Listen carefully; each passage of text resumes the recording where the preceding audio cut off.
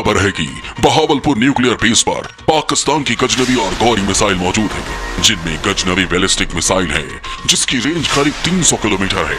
अगर गौर की बात करें तो गौरी भी बैलिस्टिक मिसाइल है, मारक क्षमता 1500 किलोमीटर। शाहीन 2 सुपरसोनिक मिसाइल है और इसकी रेंज भी 1500 किलोमीटर है। बिस्मिल्लाहिर्रहमानिर्रहीम, अस्सलाम वालेकुम। दोस्तों, तारीफ़ वो होती है जो दुश्मन के मुंह से निकले। दोस्तों, मैं आपको आज एक भारतीय मीडिया की रिपोर्ट दिखाने लगा हूं, जिसमें वो पाकिस्तान की तारीफ़ कर रहे हैं कि पाकिस्तान के पास कितने ख़तरनाक मिसाइल हैं और ये हमें तबाह बर्बाद कर देंगे। हमें ही नहीं बल्कि पूरी दुनिया के लिए पाकिस्तान एक ख़तरनाक मुल्क है। तो दोस्तों, चलें वीडियो देखते हैं।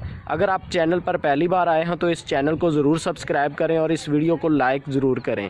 खबर है कि बहावलपुर न्यूक्लियर बेस पर पाकिस्तान की गजनवी और गौरी मिसाइल मौजूद है, जिनमें गजनवी बैलिस्टिक मिसाइल है जिसकी रेंज करीब 300 किलोमीटर है।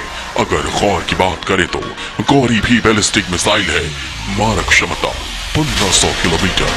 शाहीन 2 सुपरसोनिक मिसाइल है और इसकी रेंज भी 1500 किलोमीटर है। बाबर क्रूज मिसाइल भी बहावलपुर बेस में है, जो करीब 750 किलोमीटर तक मार करती है।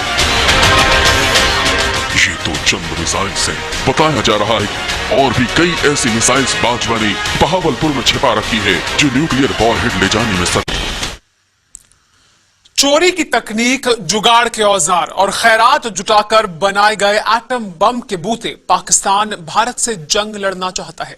इन्हीं एटम बमों को जिहादियों के हाथ में सौंपकर इमरान और बाजवा बेफिक्र होना चाहते हैं। का स्वागत है आपके साथ, मैं हूं सुमेरा खान। वजूद में आने से अब तक पाकिस्तान की एक ही कामयाबी है, एक ही हासिल, एक ही ताकत और एक ही सनक, वो है एटम बम।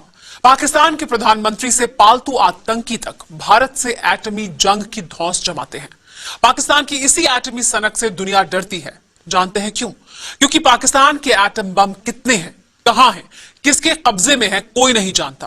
पूरी दुनिया सिर्फ के सीक्रेट न्यूक्लियर सेंटर के बारे में जानना चाहती है।